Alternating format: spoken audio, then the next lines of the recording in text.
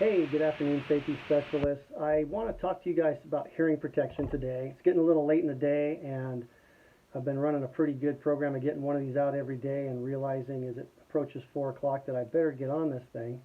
And I looked up and I see, of course, my earplugs sitting next to my computer. Those of you that work with me know these are always in my pocket or pretty dang close nearby. My first concert was April 30th, 1983.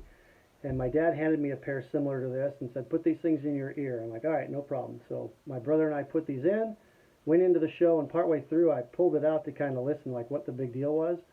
And it was such a huge difference of noise that I put it right back in, and I've never not worn these to concerts.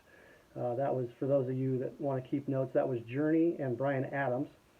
I tell everybody I've been going to concerts for so long that the drummer for Def Leppard actually had two arms. It's a long time ago. So anyway, so earplugs, right? Every time you get earplugs on the back, you're going to see something that says noise reduction ratio. This one's a 32, so that's the noise reduction rating. So in theory, if I'm in a room that's 100 decibels, I take a 32 earplug in ideal lab conditions, and I've now brought that noise level down to 68. So 100 minus 32, 68. That is under ideal conditions. Most of your safety programs, most of your EHS and industrial hygienists will usually grab like 80-90% of that because most people don't put the earplugs in correctly.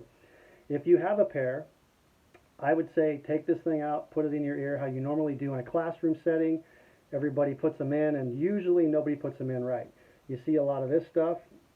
My favorite that I saw on a job once was this, where someone's kind of stuck it in their ear sideways so it covered the ear, or you see this stuff. I tell everybody, if you go on a job and you see Shrek walking around the job site, right, the wax sticking out of the ears, that's not appropriate. These need to be fully embedded in the ear.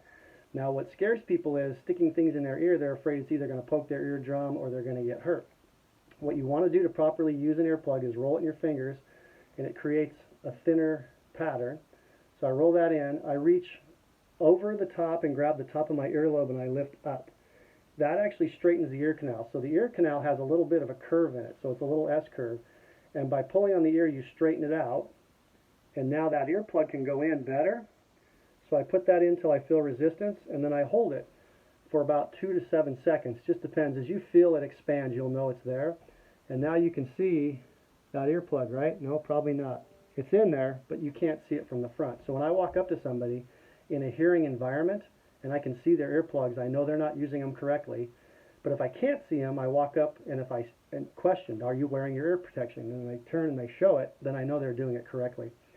That, and you'll notice it has a little bit of a curve when I pull it out. That is the proper technique to put an earplug in, and then I do get closer to that noise reduction rating that's on the bag. If I do what 90% of the people in America do is just kind of roll it and do that, I'm probably just getting half of that. So if you've ever worn earplugs to a show, NASCAR, shooting, anything like that, and you still have a ringing in your ears, you're not getting that plug in there correctly. You basically have a false sense of security. Now, if I'm in an environment that maybe I need to get a higher level of protection, so we have to have an action plan at 85 decibels, and at 90 decibels, you have to be wearing some form of hearing protection.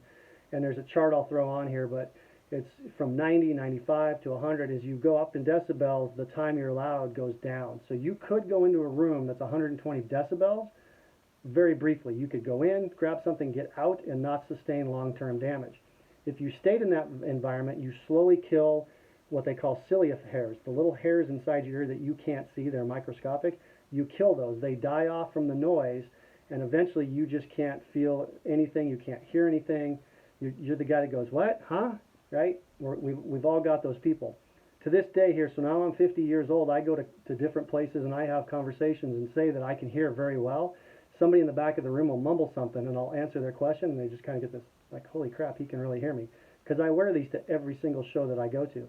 Now, if I do need dual protection, you can get an earmuff. Now, this is a Bluetooth type that I've had for years so I can listen to my music. What I like about it is it's made by a hearing protection company. This was Honeywell from Howard Light. These only go to an interior noise level of 85. So I can turn it up to 11 and I can only hear 85 decibels worth of noise in here, but I cut out everything else So it still sounds very loud to me on the interior, but I know I'm not getting damage. If I have a situation where this earplug, so say I put it in correctly, and I'm not going to, but say I did, because it muffles as I talk, but say I have my earplugs in now, and I'm not quite there, I need another 5 points of protection, I could take an earmuff over the top of that, and I have dual protection.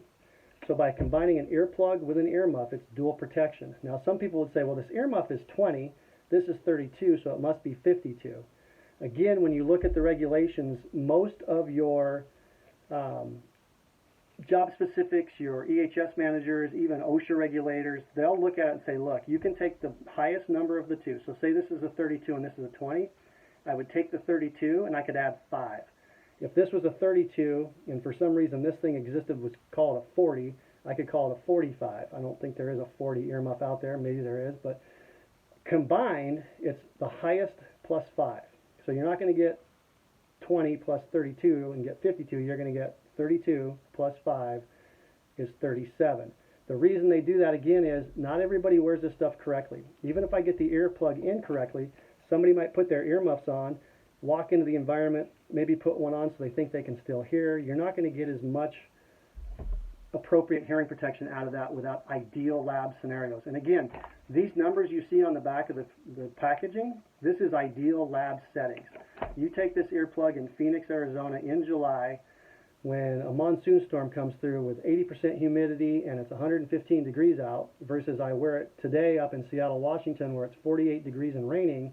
The fit is going to be different, the noise attenuation is going to be different, so you have to kind of judge worst case scenario and practice that. So anyway, just a real quick thing on hearing protection.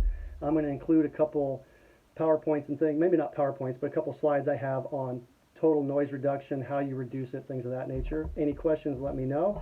And again, make sure you wash your hands.